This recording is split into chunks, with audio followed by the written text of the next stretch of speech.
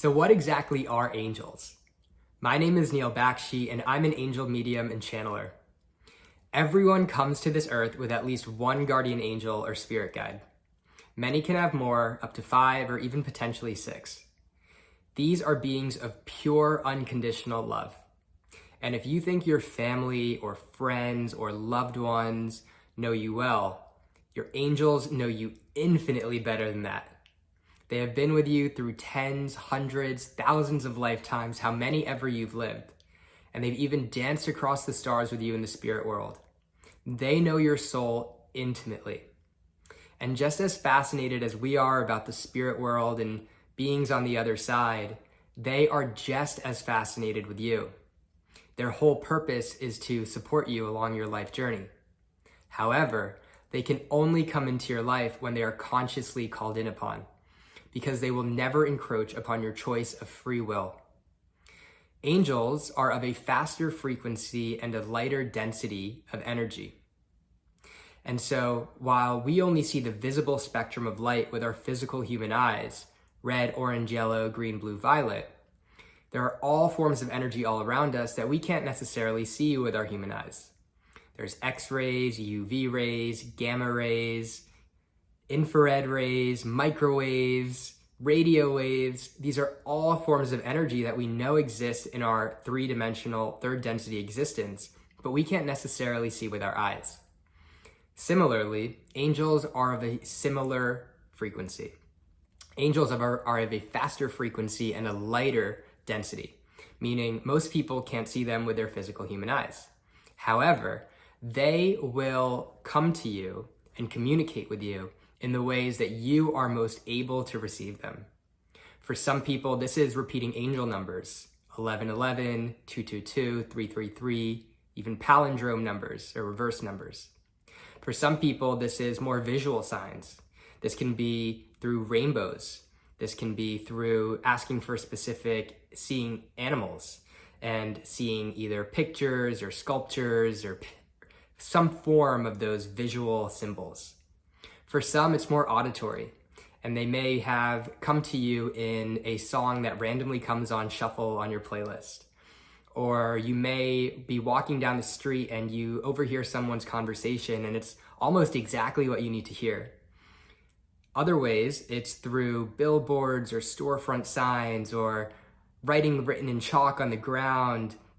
And for other people, it's more of a felt sense. So it can be through goosebumps. For some people, it can be through feeling that they're thinking about a friend and then moments later, their friend texts or calls them. There's all different forms of ways that angels communicate with you, give you synchronicity and guidance in your life. And so every single person has at least one guardian angel or spirit guide. They are these beings of pure unconditional love, and they are here to support and guide you. They just need to be called in. On the deepest spiritual layers, there is a singularity of source consciousness. Some call this light, God, spirit, source, energy, whatever you choose to refer to it as, the universe even. There's a singularity of oneness that we all are created from. This singularity of source consciousness then becomes fractalized downwards as it becomes more and more dense. On some of the densest layers, you have these physical human bodies that we occupy. They are quite dense. They're opaque. You can't see through us. You can feel us. And so as you pull that fractalization back up into itself, you actually have the realm of angels. Some believe it's the 6th density, and it's also activated through the 6th strand of DNA. So, how exactly does this operate? Well, if you've ever heard of the term higher self, your angels are actually your higher self. Because there is this singularity of source consciousness that is fractalized downwards, as you pull that fractalization back up from our dense human layers, this realm of angels is also known as your higher self, because you are ultimately a fractal of that angel or your higher self. And so what we do here is we ultimately channel guidance from your angels or higher self. So while we operate on the physical perception of human time in our third dimensional, third density existence of having a past, a present, and a future, angels are actually time agnostic. So that means that they do not operate on the realm of human time that we operate on. They, however, can see all possible timelines that you, sitting in this position, can take. You can make an infinite number of decisions from this one singular moment. You can go get a drink of water, you can walk out the door, you can turn off this video, you can go to the restroom, you can truly do an infinite number of things. And so while they see the infinite possible outcomes that you can take, they will guide you to what is in your highest good and wisdom and your highest timeline. Angels can never cause harm to people and can never bring into being anything that you do not want to happen. So for example, you can't say, angels, I don't want to get COVID. They won't respond to a negative like that. However, they will respond to the affirmative of what you do choose to focus your thought consciousness on. So you can say, angels and energetic beings of love and light, I request a most benevolent outcome to be free of physical illness, to be fully physically healthy and vitalized in my body. Thank you.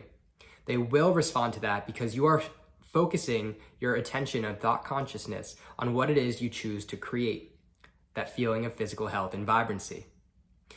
Similarly, they will act for the highest good and benevolence of all.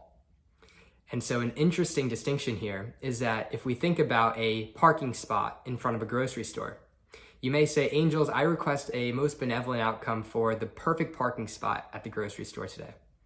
And while we may think that the best option is actually a parking spot closest to the grocery store, that may not actually be in our highest good and benevolence. Someone may end up backing out and hitting our car at that closest spot.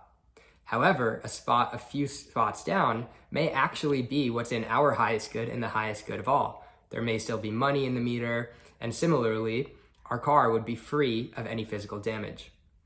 So it's understanding that we surrender and release our perspective of human obligation of what we believe is the exact outcome that we need, because there are so many other pieces at play here within the broader universal play of consciousness. And so angels are these absolutely unconditional loving beings that are always around you to come into your life whenever you need. There is no ask too big or too small. There is no calling on them too much. Their entire purpose is to be here to help guide you, to help direct your energy and intention to where you most need it, to live your highest timeline. Angels are these absolutely incredible beings, and working with them in this very conscious way will help you get the most out of an angel card reading or a mediumship reading to channel your higher self and your guardian angels and spirit guides.